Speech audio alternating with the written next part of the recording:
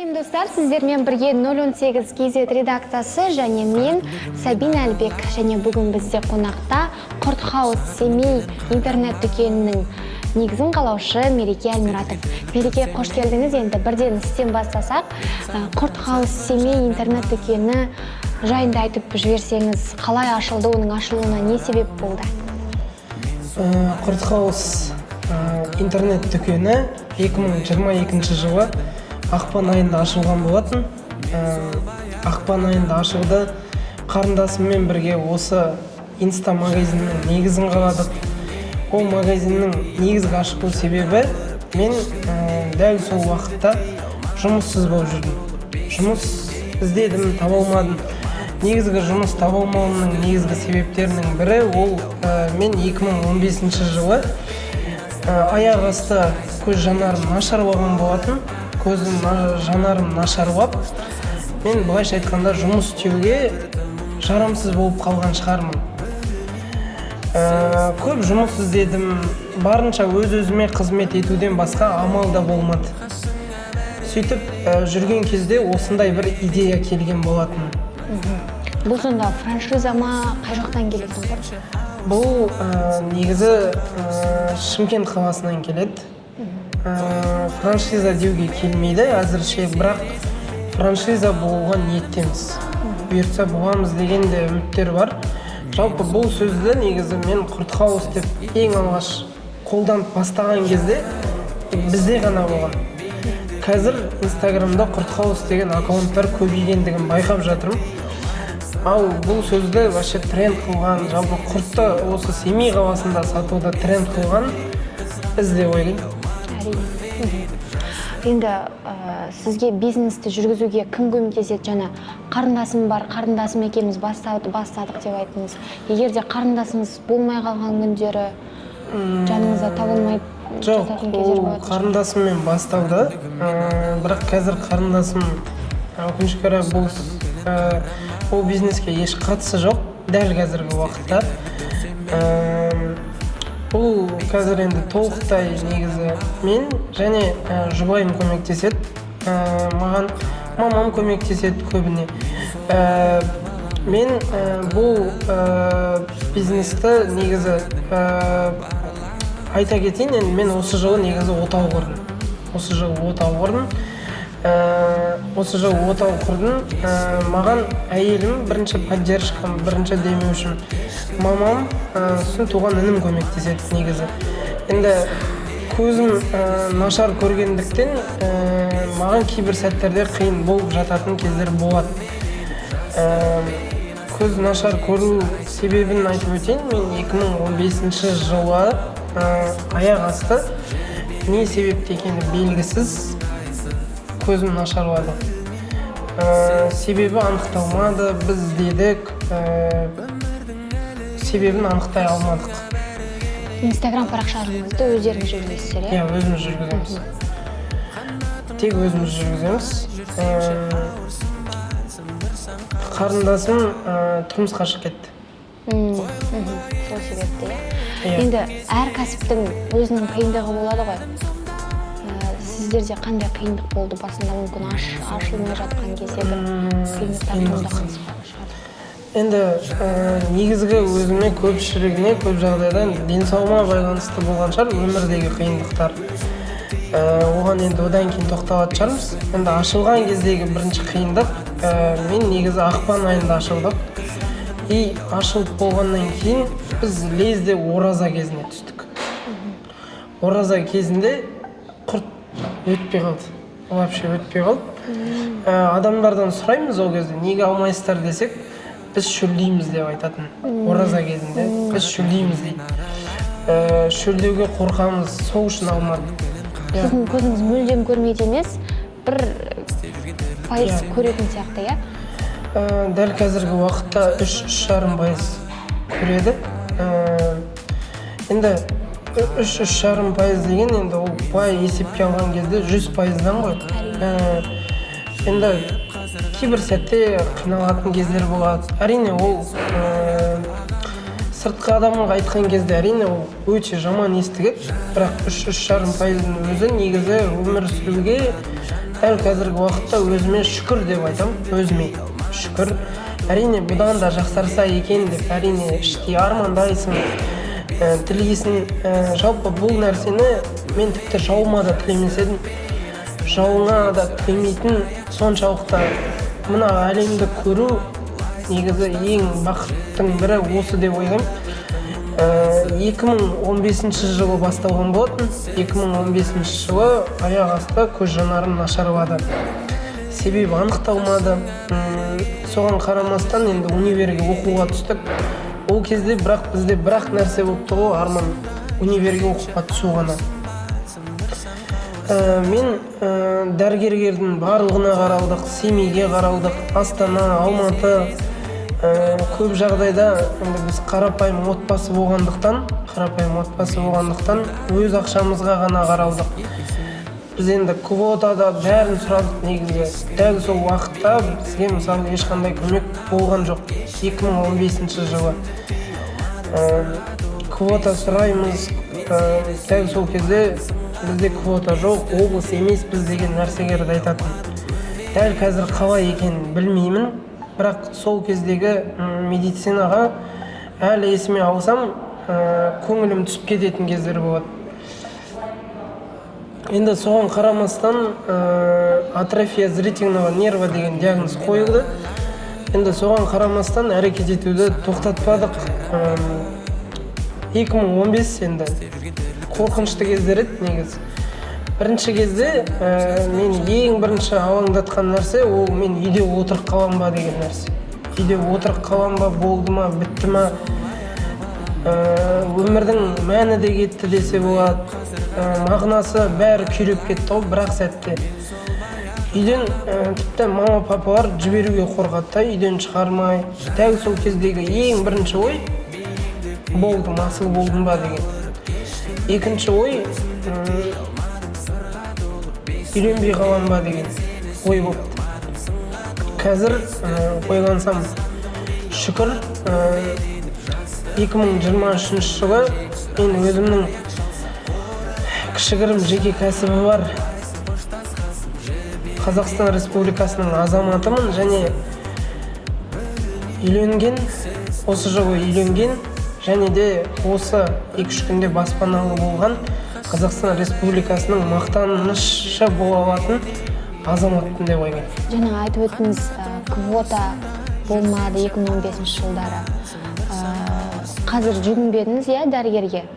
Негізі мүмкіндік бар ма екен емдеуге көзіңізді 100%-ға дейін? Біз енді Қазақстанда пайда жоқ деп айтады, емделмейді дейді. Тіпті дәрігердің табалдырығын енді қазірде бассаң емделмейді, не үшін келдің деп айтады.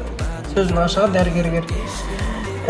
Біз енді естуіміз бойынша Әзербайжанда және Грузия қаласында енді дәл қазір осы диагноздарды емдеп көріп жатыр деп естіп жатырмыз. Негерімізді жіберіп көрдік, келіңіздер деп айтады, бірақ гарантия бермейміз дейді. Бірақ енді олар дәл қазір біз үшін енді үлкен ақша болып тұр негіз. Сөзін ашыға енді бізде ондай ақша жоқ. 2 миллион, 3 миллионнан жоғары осы. Ондай енді бізде дәл қазір қаражат жоқ, өкінішке орай. Мен өзім білмеймін да, мысалы осы сұрақ негізі өте жиі қойылды маған. Мен енді дәл қазір өзім бара алмаймын, өкінішке орай. Бірақ болашақта егер мүмкіндік болатса, барып көргім келеді. Өйткені мына әлемді жарық көргеннен асқан бақыт жоқ деп ойлаймын. Мемлекет тарапынан қандай көмектер болып жатыр, бар ма? Мемлекет тарапынан енді негізі жоқ айту керек, мемлекет тарапынан қазір баспаналы болуыма біраз көмектесті. Айта кетейік, баспананы енді отбасы банктың концепция деген программасымен алып отырмын. Соған миллион теңге аударды. Үкіметтің енді осындай бір көмегі болды.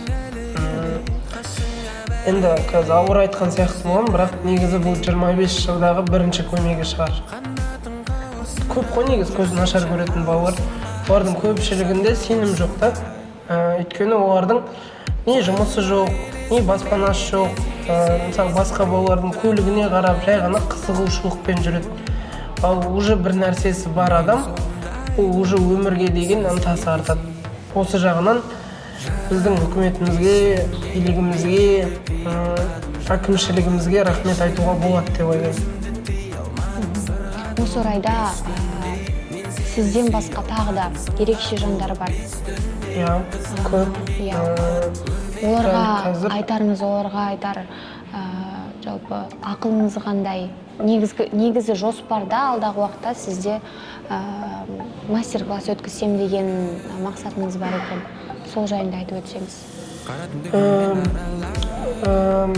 Мен жалпы көпшілігі үйінде отыр да негіз.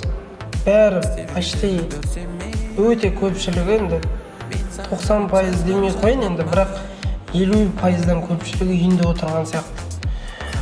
Біз мысалы көшеде көрмейміз мысалы ондай адамдарды, себебі олар үйінде отыр. Кез келген істе, салада сол адамдарда жүруге лайықты деп есептеймін.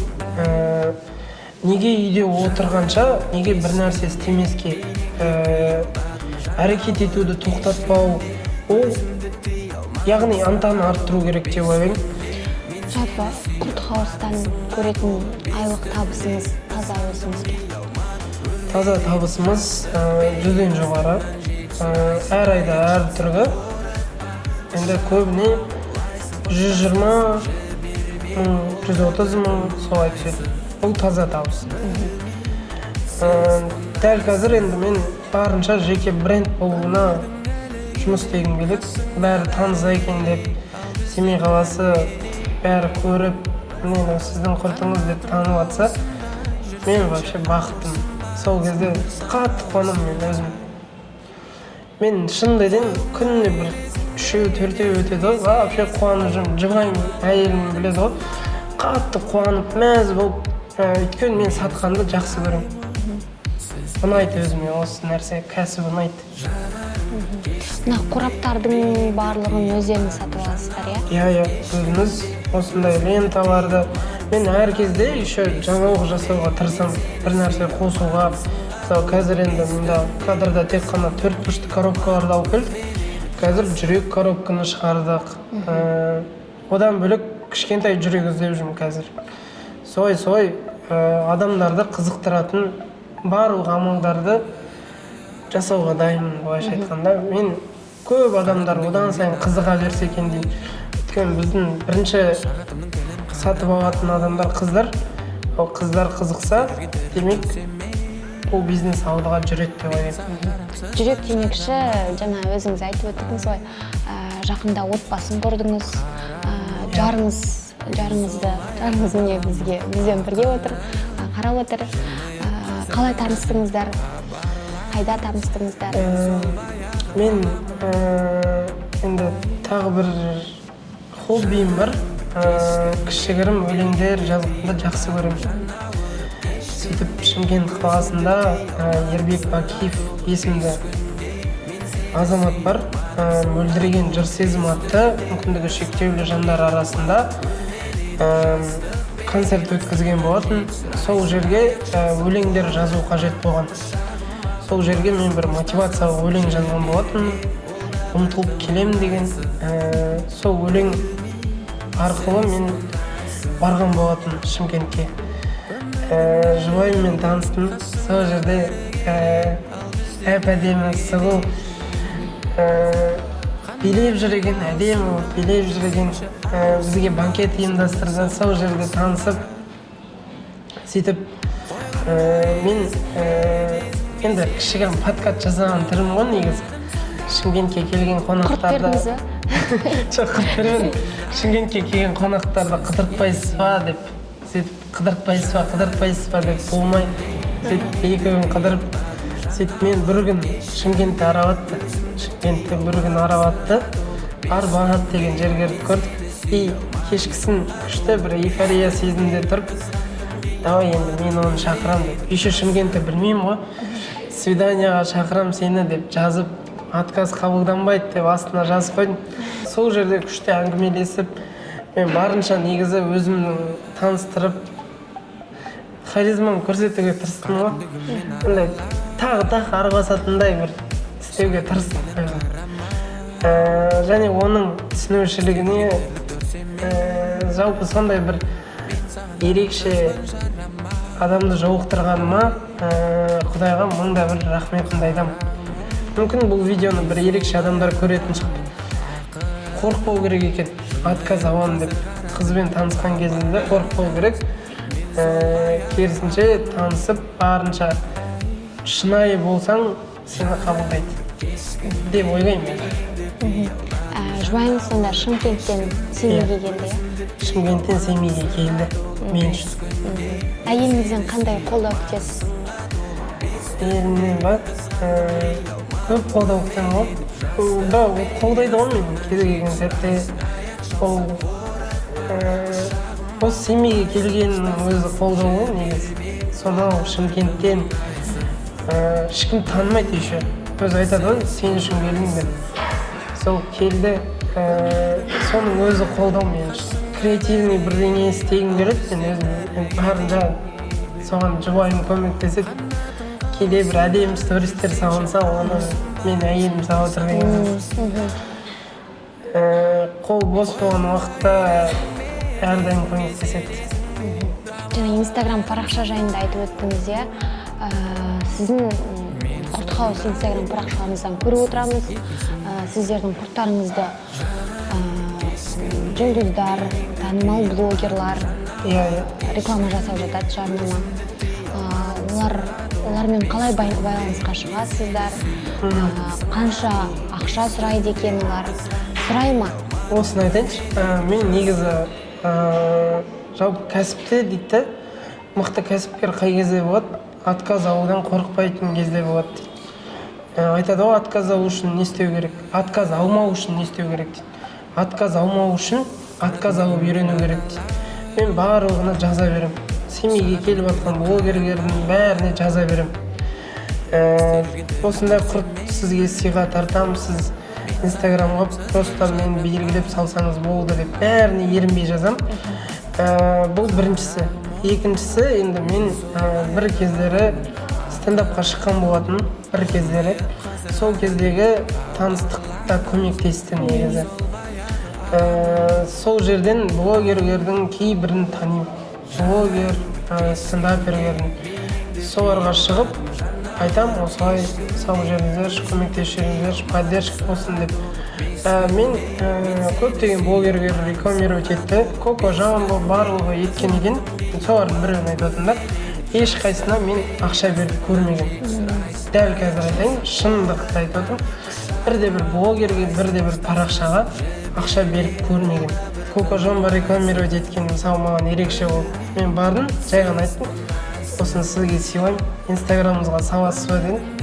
Болды, разговор жоқ деп. Мысалы рекламировать етті, зато тіркелушілер көбейді. Сол барлық кәсіпкерлерге айтамын. Берушілер де көбейген шығар. Иә, барлық кәсіпкерлерге айтамыз, енді бастап жатқан отказ алудан қорықпау керек. Енді міне үстелде сіздердің Құртхаустың құрттары тұр. Мереке өзіңіз жақындап, осы құрттардың ішінде түр қызылы да, қоңыры да, ағы да тұр. Осы құрттармен таныстырып жіберсеңіз. Ашайық. Сіздерге сыйлыққа алып келдік біз. Рахмет. Мұнда енді бізде қазір барлық түрі бар. Микс деп аталады, мына қорапша. Микс деген, яғни барлық құрттың түрлері бар. Барлық құрттың түрлері бар. Қызыл перецпен. Ол енді Қызыл құртты мынау ғой, иә? Иә.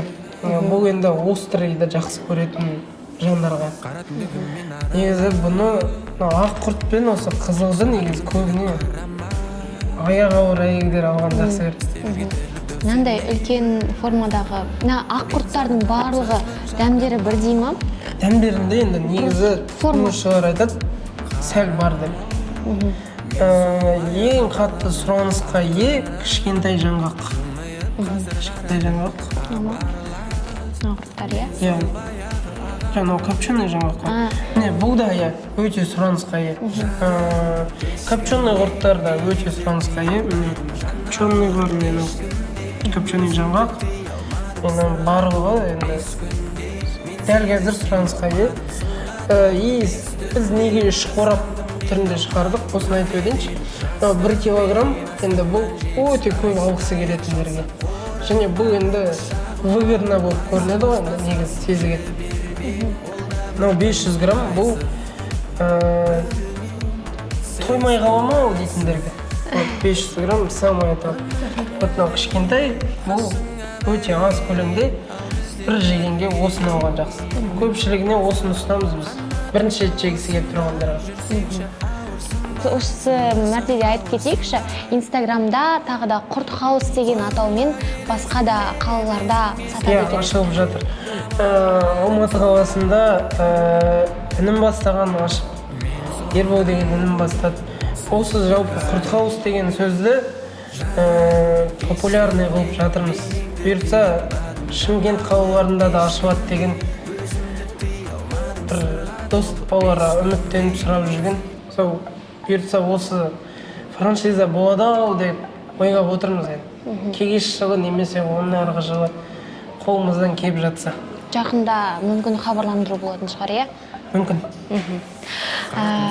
Жақсы, енді құрметті көрермендер, бүгінгі біздің сұхбатымыз соңына таяды. Өте шынайы сұхбат болды.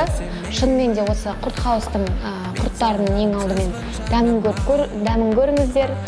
Міндетті түрде ұнайтынына сенеміз, өйткені біз өзіміз бүкіл ұжым болып, бүкіл редакция болып осы құрттарды жейміз, осы құрттарсыз жұмыста жүрмейік. Мереке, сізге рахмет. Сұхбатқа келіскеніңізге. Рахмет.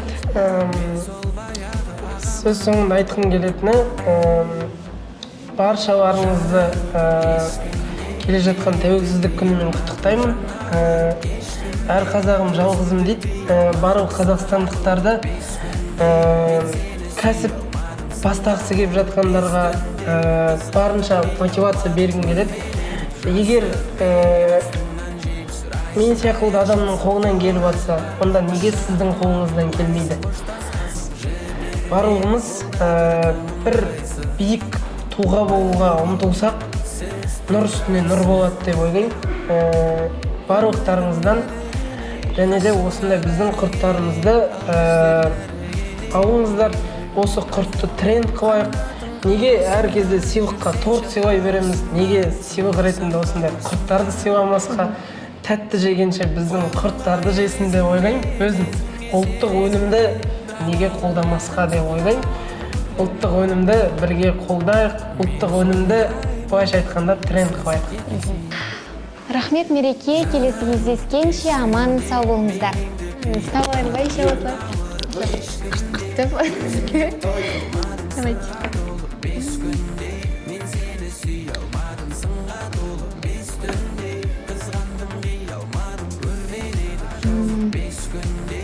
Самый вкусный.